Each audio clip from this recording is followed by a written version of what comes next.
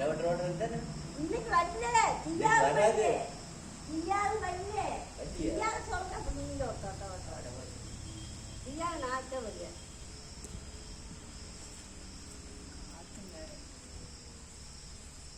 அதெல்லாம் மேட்ரு கிடையாது. எல்லாம் வருமானமாக தான் உங்களுக்கு.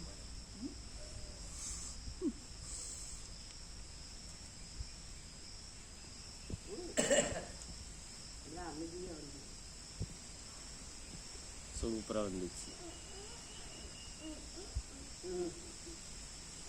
அரிசி போட்டு எல்லாம் பார்த்துக்கிட்டு தான் போகிறேன். தரத்தை போட அப்படியே எடுத்து